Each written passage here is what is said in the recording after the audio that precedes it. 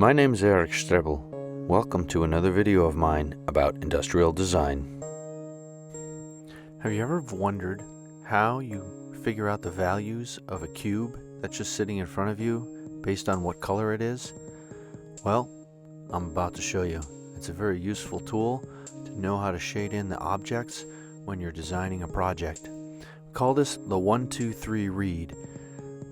And usually when you have a product that you're drawing in industrial design for product development, you usually see about 3 surfaces of the product, at least in a 3/4 view, and in this case we're kind of looking a little bit top down on this cube, so we see 3 of the surfaces, thus the 1, 2, 3 read. I'm using my Prismacolor markers and I am just laying out all the values of the cool grays from 0 to 10 to help me understand the values that I have to work with. So I'm going in, I label them, and the way we figure out how or what the values of this cube are is by using something called halfway to black. So if we start with a white cube and we know that the top surface that's getting the light is 0 or a 1, halfway to black is 5 on a scale of 1 to 10, and that's how the Prismacolor markers work out. That's why I like to use them. We know that 5 will be the darkest surface that we see on a white cube. 0 or 1 will be the lightest, and we'll put that one at the top. So I won't even use any value on the top. I start by putting in a 5 value on the darkest side of the cube.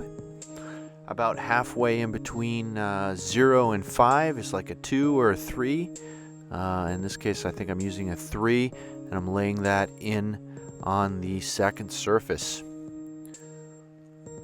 So we take a look at that cube. That reads relatively realistic as a white cube with the other 2 sides, the value of the other 2 sides. Now what I'm going to do is I'm going to color in the cube on the left, and I'm going to start this one as a 3 or a 30% gray cube. So I know that the first value that I'm going to use is 3, and halfway distance between 3 and 10 is roughly a 7. There's no such thing as like a 6.5 or anything like that, so you got to kind of do the best you can with the marker set you have. I lay in a 3 gray at the top since that's the value of our cube. I mark it as 3 here. The darkest side is going to be a 7, and right here I'm laying in a 5, as that's basically halfway in between 3 and 7. Here I'm laying in the 7.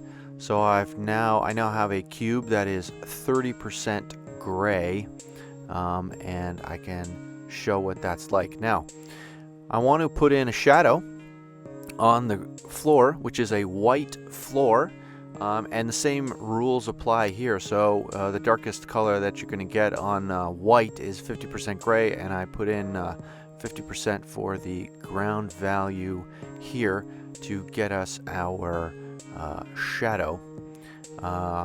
You do get a little bit of an issue here because the white on white, so theoretically you're getting a shadow that's the same value as the darkest side of your cube.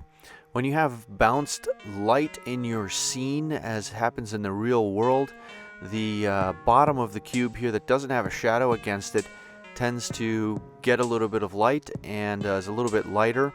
The side that's in the shadow doesn't really have any bounced light, so I put in a little tiny bit of black here with a Prismacolor pencil to show that it's a little bit darker down there. It helps pop that bottom corner off against the shadow so that you can read it just a little bit better. I even add in a tiny bit of black on the back edge of the cube, as that is slightly darker theoretically as it recedes away from the light.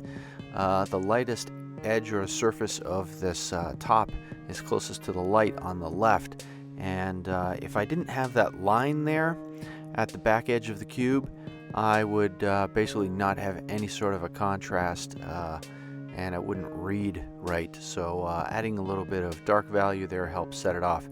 In this case, I am putting in a 50% gray floor, and so now I need to figure out what is my shadow. So my 50% gray halfway to black is about a 7, so I'm putting in a 7 gray here for the shadow value, and then I'm coming back, or I'm gonna come back in with an 8, just a little bit in the shadow, just to help increase the contrast between the cube and the shadow, and the markers kind of bleed together, and it makes a really nice little darker shadow close to the edge of the cube. Now the cube I'm going to do in the back, I'm going to start at a 60% gray cube, so the top surface is going to be a 60%. The other two surfaces, halfway to black between 6 and 10, is roughly an 8 or a 9. So my cube on, or the side of the cube on the left, is going to be a 70% gray. So not a lot of value change from the top to the side. And then one more percentage point, or 10% increase to the darkest side for an 8 here. And you'll see darker cubes or darker objects in real life, they just don't have the contrast that lighter objects have. They're a little bit tougher to read, thus black cars or stealth vehicles like the military likes to use, you really can't see them very well because they just don't have the contrast between the surfaces to sort of see what's going on. So often in product design or industrial design, when you're sketching stuff out, they tend to be drawn a little bit lighter, at least I do, so that I can actually distinguish the surfaces and make the form read a little bit better. You see here the shadow for that cube is quite dark. I'm probably using 8 or a 9. I'm even coming in with a black, which is not the right value, but I need something to punch that shadow out so that you can actually see it. I'm coming in here with a white Prismacolor just on the top edge, just to give a little bit of differentiation between the two surfaces. I'm kind of cheating a little bit, needs a little bit of help to read. This is just a little trick of the trade to add in a tiny little bit of value to get those corners just to pop a little bit more and read a little bit better. And so that's how you calculate the value of a cube, depending upon whatever color you want the cube to be. Sometimes you run into situations where you only have one marker, and you have to try to figure out, man, how can I get this one object to be this color? I only have this one color. I don't have 10 gradations of this aquamarine color. What am I going to do? So in this case, I've colored in the entire cube, and I'm using a black pencil to darken up the darkest side and just sort of approximate my 1, 2, 3 read by putting on some black. Things get a little bit muddy, so you know, I got to kind of watch out. I probably don't get the exact right read, but when all you have is a marker or one color and that's the color the object has to be, this is something that you can do. I'm adding in some white to the very top surface here to make that stand out. So my cube, the actual color of this aquamarine, ends up being the second surface, the top thus being a little bit lighter, because I need to create that value change, because value change equals form change. That's how our eyes perceive things in real life, and we read them as humans. It's super important to realize that value change is equal to form change. Here I'm laying in an actual 50% gray in the ground, and it works for where I have white, but it really doesn't work for where I've sort of drawn over with this aquamarine. So I come back in and I kind of make things a little bit darker, and it kind of reads, it probably needs to be just a hair darker, but it's a little weird on the white surface. So I have to sort of make do with the mistake that I made at the very beginning. I had a little bit of white just to increase the contrast on the edges, just so it reads a little better. I'd throw in some white on the ground to hint at a reflection on the floor.